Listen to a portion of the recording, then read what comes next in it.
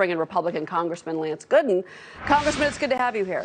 Thanks for having me. So your state of Texas, you just issued this order that's going to close bars, restaurants, schools, gyms, April 1st. We're seeing this across the country. We've seen it in New York already.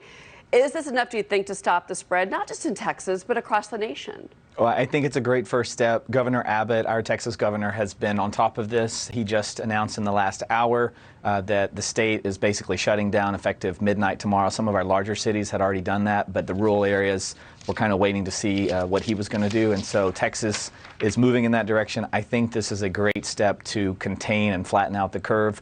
But I think what the president's doing is everything that needs to be doing. He's managing assets. He is working with Congress in ways that he's never worked with Congress. I'm hearing conversations with my colleagues, Republican colleagues and Democratic colleagues, that there's a willingness that has never existed before to work together and get the country back up and moving once we defeat this virus.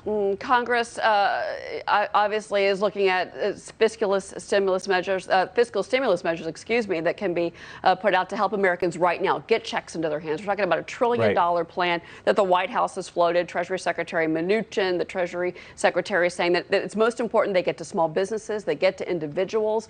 Do you have a limit in your mind of how much you're willing to see Washington spend as we deal with the coronavirus outbreak? Well, you know, my limits last week were tested. I voted against phase 2, not because I was against the bill, but because there were things in it that I was told would be fixed. I had not read the bill. We were given 30 minutes to read it. Phase 3, which is the big one, which we're talking $1 trillion at this point. Before this coronavirus existed, I would have never in my wildest dreams imagined even considering something like this. Do you worry about the federal deficit? Is that your concern? Of course, but if there is no economy, then that's going to be the least of our worries. I think we are in waters that we've never been in before, and this is a massive crisis that this country has never experienced. And worse yet, we don't know when it's going to end. And so I think you'll see a pretty large proposal that gets bipartisan support this next week. 3 major airlines operate out of your state. You've got Southwest there. You've got United, although that's not their headquarters. They've got a large operation down in Houston. And then you've got, of course, American Airlines, which is based out of DFW. They want $50 billion. That is the discussion that's being had right now. But these would be loans, not grants.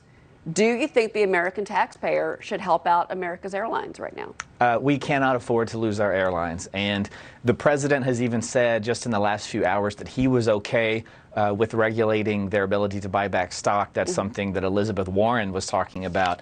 And the fact that the president has come out in the last few hours and said he is okay with those strings attached to any funds that we give the airlines, whether it's a loan or whatever, the fact that he's saying those, I think, is just indicative of the times we're in, the willingness to work across the aisle and accept things that we perhaps wouldn't have dreamed of. Yeah, we've heard that a lot. We've heard that a lot from you and your colleagues on both sides of the aisle. Let's talk about real quick hospitals, ERs, medical centers, these ships that are being moved onto each coast to help with more beds, more treatment for maybe not coronavirus patients, but just sick patients.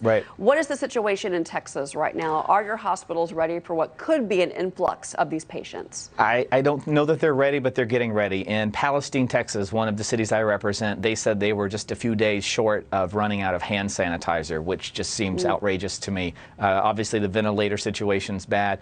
I received just in the last 24 hours a call from someone that has the ability to immediately make hand sanitizer. They made liquor at one point. They said they could start making hand sanitizer today, but because of the red tape, they were a little hesitant. I told them just get going and we'll work through the red tape. The president has said with the recent declarations he's made that we're not going to be going crazy with these regulations. We want people, if they have the capability of making medical supplies, to do that. I think Texas hospitals will be ready, but we are all aware that the cases are coming, and it's going to get worse before it gets better. Well, Congressman, we certainly hope so. We're watching the great state of Texas, the nation as well. Thank you, sir. We appreciate it. Thank you.